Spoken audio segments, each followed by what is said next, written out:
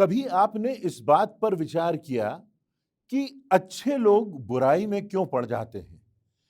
एक अच्छा परिवार है, पति अपनी पत्नी और बच्चों को छोड़कर किसी और महिला के साथ चला जाता है, भाग जाता है और उसका जीवन बर्बाद होता है। और साथ में जो परिवार में बच्चे हैं, पत्नी है, जो इनोसेंट है, उनको जिंदगी भर उस पाप के बोझ से गुजरना पड़ता है। क्या कभी आपने विचार किया है कि जो अच्छा छात्र है वो परीक्षा में नकल करता है? एक विश्वास पात्र मित्र जो वर्षों से मित्रता को निभा रहा है, कैसे विश्वासघात कर लेता है और फिर उसके बाद वो विश्वासघात करने का दौर सा मानो प्रारंभ हो जाता है।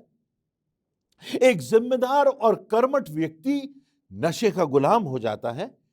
एक पढ़ा लिखा समझदार कलीसिया का सदस्य जो कलीसिया का स्तंभ माना जाता है, वो व्यक्ति किस प्रकार शैतान के शिकंजे में आकर सारी कलीसिया का विभाजन कर देता है। एक समझदार और बहुत अच्छा खिलाड़ी नशे का गुलाम हो जाता है और अपनी जिंदगी को, अपने खेल को, अपने भविष्य को, अपने कैरियर को चौपट कर देता है। एक अनुभवी, योग्य, समझदार कलीसिया का सदस्य किस प्रकार से अपशब्दों का प्रयोग करने लगता है। ये सारी बातें क्यों होती हैं? ये बात तो समझ में आती है कि जो लोग बुराई में पड़े हैं, बुराई में लिप्त हैं, उनकी जिंदगी में भ्रष्टता आती है, पर अच्छे, सहज, ईमानदार, कर्मठ, सभ्य लोग किस प्रकार इस पाप के गर्त में गिर जाते हैं। आज संसार में हम इन बातों को देख रहे हैं। ये बातें हमारी जिंदगी के इर्द गिर्द हो रही हैं। ये बातें हमारे परिवारों में देखने को मिलती हैं। ये बातें हमारी कलीसिया में देखने को मिलती हैं। ये बातें हमारे समाज में देखने को मिलती हैं। इसकी मूलभूत बात यह है कि शैतान की शक्ति निरंतर प्रभावशाली होती जाती है और हम अपनी जिंदगी में सचेत नहीं रहते, सतर्क नहीं रहते और मानो अचानक से हमारा घर जो नदी के किनारे बना हुआ है, अचानक से एक बाढ़ आती है और सारा का सारा घर मानो कि उस बाढ़ में बह जाता है। उत्पत्ति की पुस्तक के 3 अध्याय की 1 से 6 आयतों में वर्णन है कि किस प्रकार से पाप का प्रारंभ हुआ। आदम और हवा हैं और वो अदन की वाटिका में हैं और परमेश्वर ने उनके साथ गहरी सहभागिता बना रखी है। परमेश्वर ने उनको स्वतंत्रता दी है, स्वतंत्र इच्छा दी है, स्वच्छंदता दी है, परंतु उस वाटिका के बीच में एक वृक्ष है। परमेश्वर ने आज्ञा दी है कि उस वृक्ष का फल ना खाना। और तब लिखा है कि जितने पशुओं को परमेश्वर ने बनाया था, जितने जानवरों को बनाया था, उनमें सर्प सबसे धूर्त था और सर्प ने हवा को बहकाया और हवा ने कहा कि नहीं नहीं, मैं इस फल को नहीं खा सकती क्योंकि परमेश्वर ने मना किया है। परमेश्वर ने कहा है कि ना तो तुम उसको खाना, यहां तक कि छूना भी नहीं, नहीं तो मर जाओगे। जिस दिन तुम उस फल को खाओगे तुम्हारा शरीर मानो विष से भर जाएगा और तुम मृत्यु को प्राप्त होगे। और तब शैतान जो सर्प के स्वरूप में हवा को बहका रहा है, वह उससे कहता है कि तुम निश्चय ना मरोगे, तुम इस फल को खाओगे और परमेश्वर के तुल्य हो जाओगे, तुम समझदार हो जाओगे, तुम ज्ञानवान हो जाओगे। और तब हवा यह भी देखती है कि वो जो फल है वो खाने में अच्छा है, देखने में मनभाऊ है और बुद्धि देने के लिए चाहने योग्य है। तब लिखा हुआ है कि हवा ने उस फल को खाया और उसके साथ साथ अपने पति को भी खिलाया। जो शिक्षा हमें इस घटना से मिलती है वो हमारी जिंदगियों में आज भी बहुत सार्थक है। यहां पर कुछ बातों पर हम गौर करेंगे और उसके साथ साथ अपने हृदय का परीक्षण भी करेंगे। जो पाप है वो गंभीर है और यहां पर जो प्रथम बात उसके संदर्भ में हमें देखने मिलती है वो ये कि पाप प्रारंभ में बहुत सहज, बहुत सामान्य और बहुत आकर्षक दिखाई देता है। उस वाटिका में मात्र फल खाने की ही बस तो बात थी कि हमने तो बस फल खाया है। फल जो देखने में अच्छा है, जिसका स्वाद भी अच्छा है, मात्र फल खा लेना एक छोटी सी बात है। ये तो बहुत सामान्य सी बात है। इसको पाप क्यों कहा जा रहा है? आज के संसार में बहुत सी बातें हैं जहां पर पाप आकर्षक बन गया है, जहां पर पाप जन सामान्य के लिए एक साधारण सी आम बात हो गई है। और उसका दुष्परिणाम क्या होता है, उसकी नियति क्या होती है कि उसका असर हमारी आत्मा पर पड़ता है, हमारी नियति पर पड़ता है। हम अनंत विनाश की ओर चले जाते हैं और ये ऐसा शाप होता है, पीढ़ियां जिसको भोगती रहती हैं। और आज भी हम आदम और हवा के पाप का दुष्परिणाम भोग रहे हैं।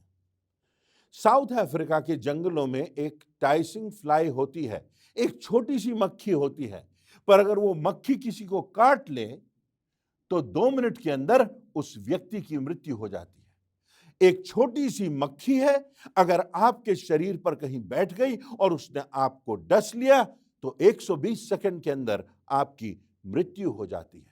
ऐसे ही पाप है जो हमको छोटा दिखाई देता है, जो हमको सामान्य दिखाई देता है, जिसकी हमको शायद बहुत परवाह नहीं है, जिसके विषय में हम बहुत सतर्क नहीं हैं, हम संवेदनशील नहीं हैं।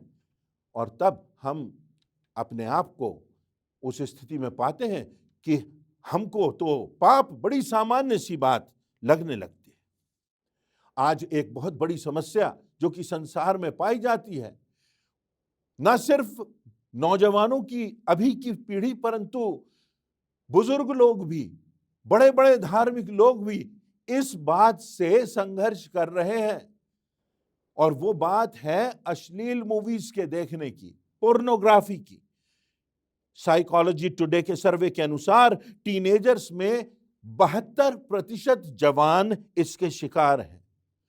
ये जो पोर्नोग्राफी की बात है, ये जो अश्लील मूवीज को देखने की बात है, ये बहुत एडिक्टिव होती है, इसकी आदत पड़ जाती है, ये मानसिक विकार बन जाती है। और फिर होता यह है कि ये बात बढ़ती जाती है, बढ़ती जाती है, बढ़ती जाती है, और उसके बाद मात्र देख लेने से जी नहीं भरता। उसके बाद अगला कदम होता है कि व्यक्ति जैसा देखता है वैसा करना चाहता है। और फिर एक समय आता है जबकि मानसिकता पर यह बात इतना गहरा प्रभाव छोड़ती है कि व्यक्ति के हृदय में किसी की हत्या कर देने की भी क्षमता हो जाती है, या स्वयं के जीवन को समाप्त करने की बात भी व्यक्ति सोचता है। बहुत से पासबानों से, बहुत से धार्मिक संस्थानों के प्रतिष्ठित लोगों से मैं मिला हूं, और उन्होंने कहा कि हमने अपनी टेबल पर एक छोटा सा उपकरण लगा करके रखा है जो हमारे पास इंटरनेट को फिल्टर कर देता है। हमारे पास किसी भी प्रकार की अश्लील मूवीज इस पूरे क्षेत्र में, हमारे कार्यालय में नहीं आ सकती। किस प्रकार से ये अश्लील मूवीज हमारे मानसिकता को, हमारी आत्मा को बर्बाद कर रही हैं, हम इसको समझ भी नहीं पाते। और धीरे धीरे ये विष सब तरफ फैलता जाता है, बढ़ता जाता है, और व्यक्ति आत्मघाती भी बन जाता है। यहां तक कि किसी की हत्या करने की बात भी व्यक्ति सोच सकता है और उस दिशा में आगे बढ़ जाता है। बहुत सी बातें होती हैं, किसी से पैसा ले लिया, जितनी आमदनी है उससे कहीं अधिक खर्च कर लिया, और कभी कोई बुरी आदत में पड़ गए, वो आदत छूटती नहीं, और कर्ज हो गया, और कर्ज हो गया, और इतना कर्ज हो गया कि अब उसका ब्याज भी नहीं चुकाते बनता। ये एक बड़ी समस्या है आज के समय में। कर्ज और उसके ऊपर और कर्ज और उसका ब्याज, और उसके साथ साथ सब प्रकार के आपराधिक प्रवृत्ति के लोगों का सामना करना। व्यक्ति अपने आप को छुपाता है, व्यक्ति अपने घर को, अपने परिवार को अपने शहर को छोड़ करके भाग जाता है, अपनी जिंदगी को दांव पर लगा देता है। कितने तो अपने परिवार को भी दांव पर लगा देते हैं। छोटी सी बात समझ में आती है, थोड़ा सा कर्ज ले लेना, परंतु वो आत्मघाती हो जाती है। यहां तक कि व्यक्ति आत्महत्या कर लेता है। अपशब्द बोलने की बात आदत बन जाती है, मानो हमारी मातृभाषा बन गई। छोटी छोटी बातों में अपशब्द निकलने लगते हैं और हम ये नहीं समझते कि वचन में लिखा है कि जो शब्द हमारे मुख से निकलते हैं वो हमारी नियति का निर्धारण करेंगे। जब परमेश्वर का न्याय होगा तो यह बात बहुत बड़ा फैक्टर होगी कि हमने क्या कहा है। जो निरर्थक बातें हमने कही हैं, जो अपशब्द हमने कही हैं, वो बातें हमारी जिंदगी को बर्बाद कर देंगी और हमारी आत्मा को भी विनाश की दिशा में ले जाती है। नकारात्मक सोच की बात, यह भी एक आदत बन जाता है, यह भी एक मानसिक विकृति बन जाती है। जैसे कि मान लो रिवर्स गियर लग गया है जिंदगी में, हर बात में नकारात्मक सोच ही आता है, हर बात में गलती ही दिखाई देती है, हर बात में अच्छाई में भी हमको लगता है कि कुछ बुरा है। तो इसलिए यह आवश्यक है कि हम सजग रहें, हम सतर्क रहें, हम संवेदनशील रहें, क्योंकि ये छोटी छोटी बातें जिंदगी में बड़ी बड़ी बातें बन जाती हैं और हमारे शरीर को, हमारी आत्मा को कलंकित करती हैं, हमारे परिवार को विनाश की ओर ले जाती हैं, हमारे चरित्र की हत्या हो जाती है। इस बात पर हमको विचार करना है कि कहीं ऐसी आदतों ने, ऐसी बातों ने हमको घेर तो नहीं रखा है। इन बातों को हमें टालना नहीं है, इन बातों को हमें गंभीरता से लेना है, इन बातों पर हमें ध्यान देना है, इन बातों को हमें छोड़ना है, इन बातों से हमको बचना है। पापों का वर्गीकरण नहीं करना कि कोई छोटा पाप है, कोई मध्यम पाप है, कोई बड़ा पाप है, परंतु जो पाप है वो पाप है, वो परमेश्वर की व्यवस्था का विरोध है। मात्र फल खा लेने की बात नहीं थी, वो ऐसी बात थी कि परमेश्वर के विरोध में आदम और हवा ने कदम उठाया था, परमेश्वर की आज्ञा को तोड़ा था और यह बात घातक सिद्ध हुई और उसका दुष्परिणाम आज तक हम इस समय भी भोग रहे हैं। दूसरी बात, इस घटना से जो आदम और हवा के सामने हुई जब वो पाप में पड़ गए, हमें यह भी शिक्षा मिलती है कि शैतान का जो प्रहार है वो अचानक होता है। आदम और हवा तो विचरण कर रहे थे, घूम रहे थे, प्रकृति का आनंद उठा रहे थे, परमेश्वर ने उनको स्वच्छंदता दी थी, स्वतंत्रता दी थी और सब कुछ अच्छा था। परमेश्वर ने जो कुछ बनाया वो अच्छा था। परमेश्वर ने उजियाले को बनाया, परमेश्वर ने दिन को बनाया, परमेश्वर ने रात्रि को बनाया, परमेश्वर ने आकाश को बनाया, पेड़ पौधों को बनाया, पशुओं को बनाया, आदम को बनाया।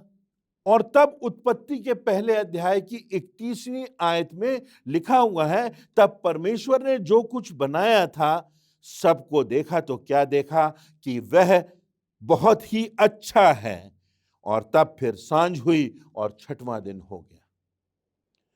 परमेश्वर ने अदन की वाटिका लगाई, उसमें महानदी बनाई, उसमें 4 धाराएं बहती थीं, सोने, मोती और बहुमूल्य पत्थरों का वर्णन है। और तब परमेश्वर ने देखा कि आदम का अकेला रहना अच्छा नहीं, मनुष्य को एक साथी की आवश्यकता है, मनुष्य को अकेला रहना ठीक नहीं, आदम का अकेला रहना ठीक नहीं। और उसके सहायक के रूप में परमेश्वर ने हवा को बनाया। सब तरफ खूबसूरती है, सब तरफ परिपूर्णता है, सब तरफ भरपूरी है, सब तरफ इनोसेंस है, सब तरफ सब कुछ सुखद है। और तब अचानक से एक वृक्ष की बात आ जाती है, एक फल की बात आ जाती है, शैतान की बात आ जाती है और उस फल के आकर्षण की बात आ जाती है। और तब आदम और हवा पाप के गर्त में गिर जाते हैं, परमेश्वर की व्यवस्था को तोड़ते हैं और परमेश्वर की आज्ञा का उल्लंघन करते हैं। पहला कुरिन्थियों उसके 10वें अध्याय की 12वीं आयत में एक बहुत प्रमुख बात लिखी है। लिखा है, इसलिए जो समझता है कि मैं स्थिर हूं वह चौकस रहे कि कहीं गिर ना पड़े।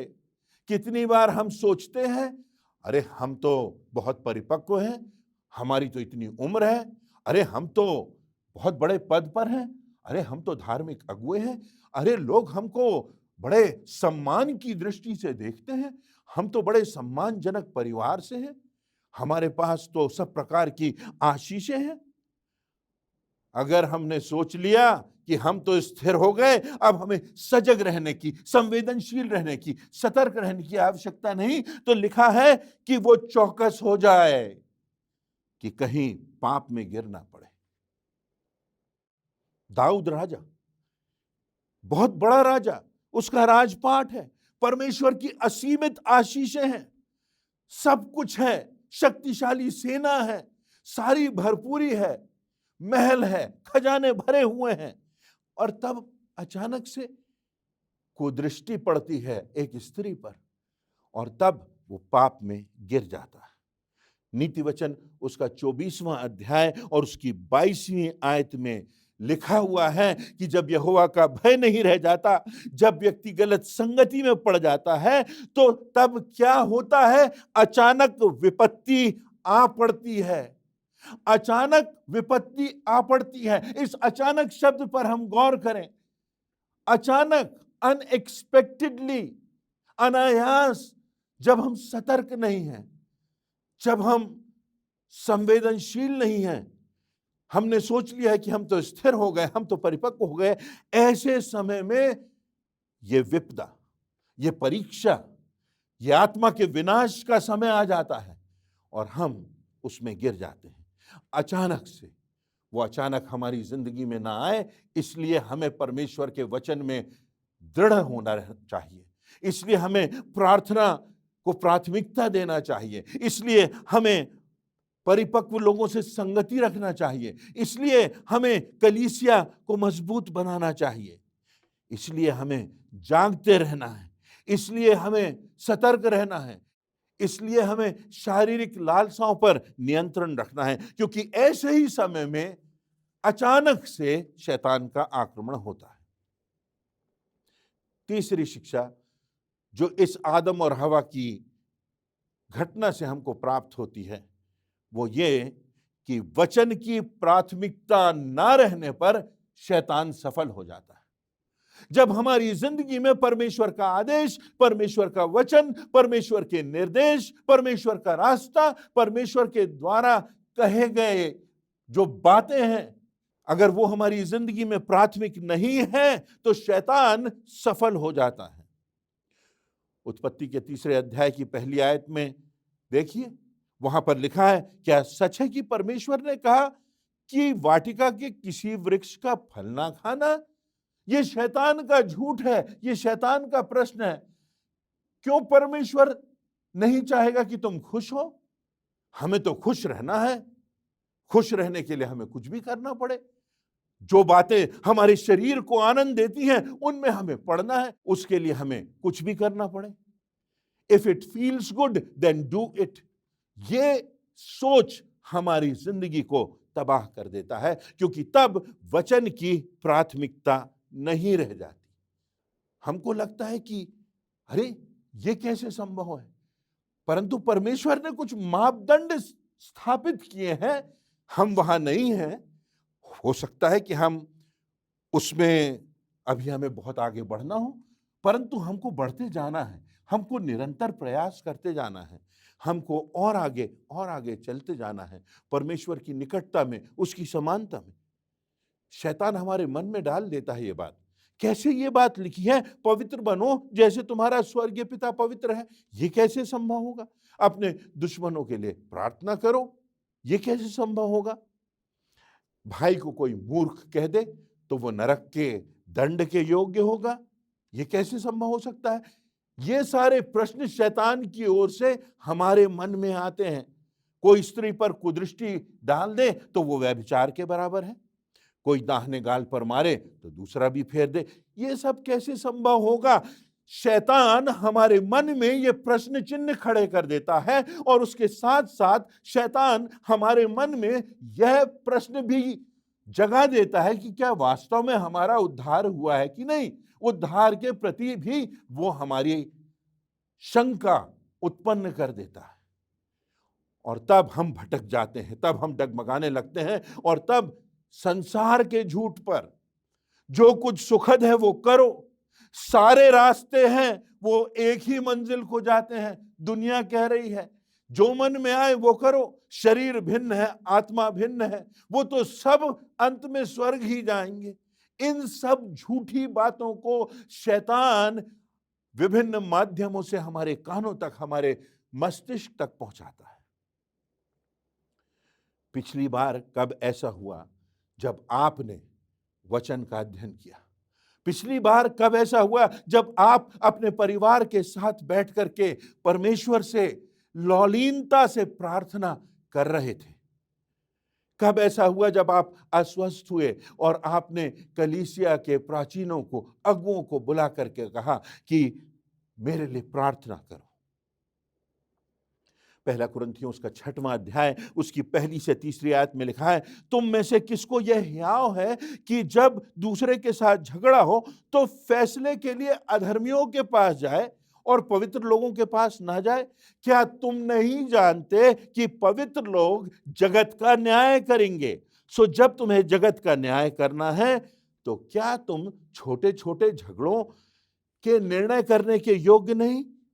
क्या तुम नहीं जानते कि हम स्वर्गदूतों का न्याय करेंगे तो सांसारिक बातों का न्याय क्यों नहीं करते? परमेश्वर का वचन हमारी जिंदगी में प्राथमिक होना चाहिए, दृढ़ होना चाहिए, उससे हमें दाएं बाएं नहीं मुड़ना है। कई बार हमको बहुत सी बातें, परमेश्वर के आदेश कठिन लगते हैं, कई बार हमारे मन में शंका पैदा हो जाती है, कई बार हम दुर्बल हो जाते हैं, कई बार हमें ऐसा लगता है हमारे साथ ऐसा क्यों हुआ, कई बार हमें ऐसा लगता है हमारी प्रार्थना क्यों नहीं सुनी गई, कई बार हमें लगता है परमेश्वर ने मेरे साथ ऐसा क्यों होने दिया। परंतु हमें दृढ़ता से वचन पर विश्वास रखना है, उसके वादों पर विश्वास रखना है, इस बात पर विश्वास रखना है कि परमेश्वर कभी हमें नहीं छोड़ेगा, कभी हमें नहीं त्यागेगा। परमेश्वर ने हमारे लिए वो धाम तैयार कर रखा है जहां कोई दुख नहीं, जहां कोई पीड़ा नहीं, जहां कोई आंसू नहीं, जहां कोई धूप नहीं, जहां कोई तपन नहीं, जहां कोई अकाल नहीं, जहां कोई मृत्यु नहीं, जहां कोई अलगाव नहीं, केवल शांति है, आनंद है, परिपूर्णता है, परमेश्वर की आराधना है। और वो स्थान परमेश्वर ने अनंत के लिए हमारे सामने तैयार किया है कि मृत्यु के बाद जो कोई उस पर विश्वास करे वो नाश न हो परंतु अनंत जीवन पाए। और इसीलिए प्रभु यीशु मसीह संसार में आए, इसीलिए प्रभु यीशु मसीह ने परमेश्वर के स्वरूप को लोगों के सामने रखा, उस परमेश्वरत्व को जी करके दिखाया।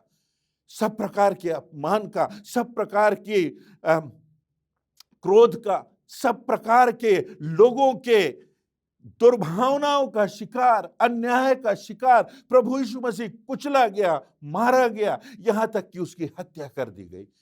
परंतु प्रभु यीशु मसीह परमेश्वर की, अपने पिता की इच्छा से, उसके निर्देश से कभी विचलित नहीं हुआ, कभी दूसरी तरफ नहीं गया, परंतु सीधा सीधा चलता गया ताकि मानव जाति के लिए वो अनंत जीवन का द्वार खोल दे। और हमको उस प्रभु यीशु मसीह का अनुगमन करना है जिसने मृत्यु पर विजय प्राप्त की और हम सबों को अनंत जीवन की निश्चितता दी। चौथी और अंतिम बात, जो पाप का दुष्प्रभाव हमारी जिंदगी में पड़ता है वो ये कि हमारा परमेश्वर से अलगाव हो जाता है। परमेश्वर का हाथ हमारी जिंदगी से हट जाता है, परमेश्वर हमारे जीवन से चला जाता है। इस संसार में यदि माता पिता से हमारा संबंध टूट जाए तो हमें कितनी पीड़ा होती है। अपने परिवार के लोगों से यदि हमारा संबंध टूट जाए तो हमारे हृदय को कितनी पीड़ा होती है। परंतु परमेश्वर से हमारा संबंध टूट जाए, परमेश्वर हमको छोड़ दे और तब हमारी आत्मा विनाश के रास्ते पर निकल जाए, उत्पत्ति के 3 अध्याय उसकी 23वीं आयत में यहां पर आदम और हवा के पाप का परिणाम क्या होता है उसके विषय में लिखा है, तब यहोवा परमेश्वर ने उनको अदन की वाटिका से निकाल दिया और वो शापित हुए। उनको अदन की वाटिका से निष्कासित कर दिया, अपनी उस अनंत सहभागिता से, उस अंतरंगता से विमुख कर दिया, अलग कर दिया, क्योंकि उन्होंने परमेश्वर की आज्ञा को तोड़ दिया था।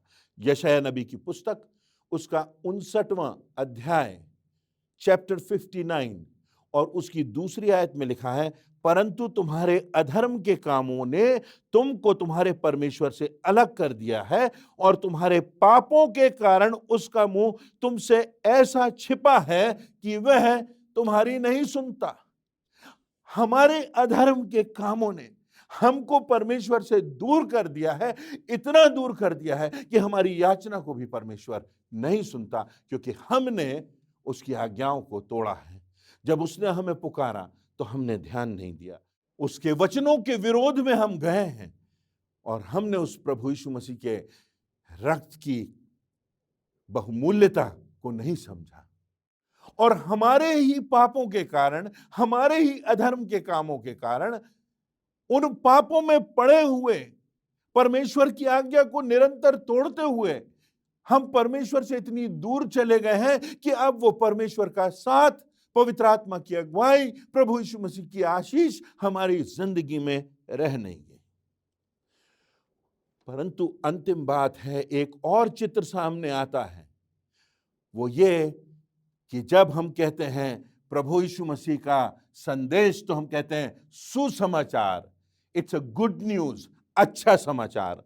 वो ये है कि परमेश्वर ने हमको बचाने की योजना बनाई, हमारा उद्धार करने की योजना बनाई, हमारे पापों की कीमत प्रभु यीशु मसीह के रक्त से चुकाई, सारी मानव जाति के लिए उद्धार का मार्ग खोला कि जो कोई इस प्रभु यीशु मसीह पर विश्वास करे, कि प्रभु यीशु मसीह ने अपने लोहू को बहाकर हमारे पापों की कीमत चुकाई। हम पाप की गंभीरता को समझेंगे, परमेश्वर के प्रेम को समझेंगे, प्रभु यीशु मसीह के बलिदान को समझेंगे और प्रभु यीशु मसीह की मृत्यु पर विजय को हम समझ सकेंगे। शिमशोन के विषय में लिखा है, परमेश्वर का चुना हुआ था, परमेश्वर का विशिष्ट व्यक्ति था, उसकी जिंदगी में परमेश्वर की आशीषें थी, उसकी जिंदगी में परमेश्वर के महान कार्य दिखाई देते हैं। परंतु लिखा हुआ है कि जब वो पापों में लिप्त हो गया तो शिमशोन को पता ही ना चला कि कब परमेश्वर का हाथ उससे हट गया है। हम सोचते हैं कि हम तो सब सही कर रहे हैं, परंतु क्या हमने कभी सोचा है कि परमेश्वर का हाथ हमारी जिंदगी से हट गया है, उसकी आशीषें हमारी जिंदगी से चली गई हैं और सब प्रकार के प्रकोपों से संसार गुजरता है, क्योंकि हमने परमेश्वर के सच्चाई को, प्रभु यीशु मसीह के उस मार्ग को, प्रभु यीशु मसीह के उस सत्य को, प्रभु यीशु मसीह के उस जीवन को हमने स्वीकारा नहीं। हम परमेश्वर से दूर चले गए। परंतु जो बात है वो ये कि अभी भी उद्धार का समय है, आज भी पश्चाताप का समय है। रोमियो की पुस्तक उसके 8वें अध्याय की पहली आयत में लिखा है, अब जो मसीह यीशु में हैं उन पर दंड की आज्ञा नहीं, क्योंकि वे शरीर के अनुसार नहीं परंतु आत्मा के अनुसार चलते हैं।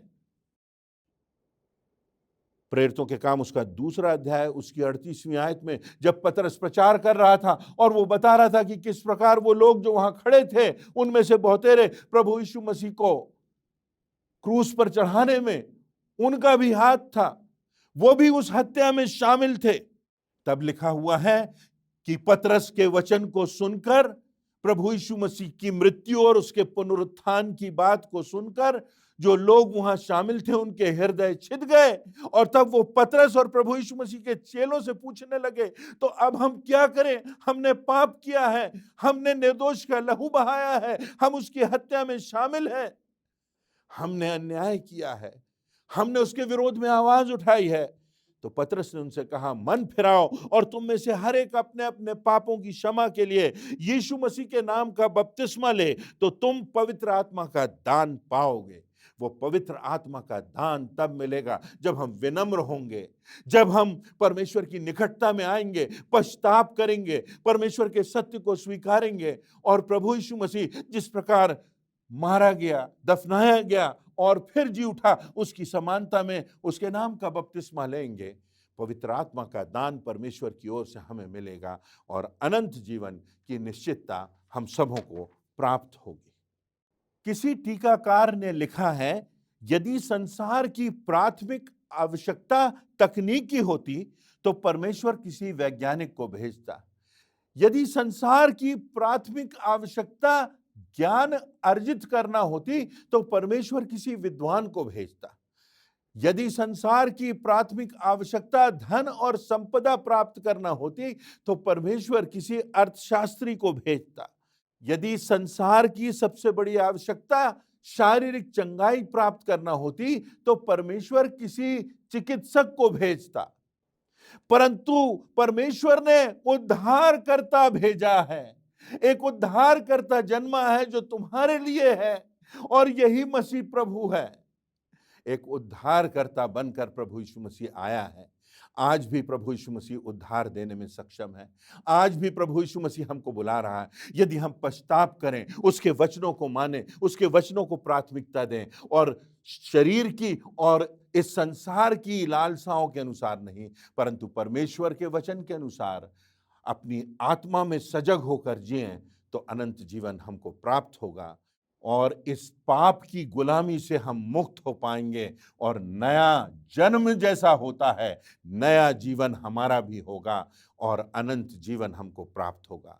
इन वचनों से परमेश्वर हमको समझ दे कि हम पाप की गंभीरता को जाने और परमेश्वर के महान दान को, जो वर्णन से बाहर है, कि हमारे लिए एक उद्धारकर्ता इस संसार में आया है, जो आज भी हमें बुला रहा है, उस प्रभु यीशु मसीह को हम पहचानें, उसे ग्रहण करें और उसके मार्ग पर चलें।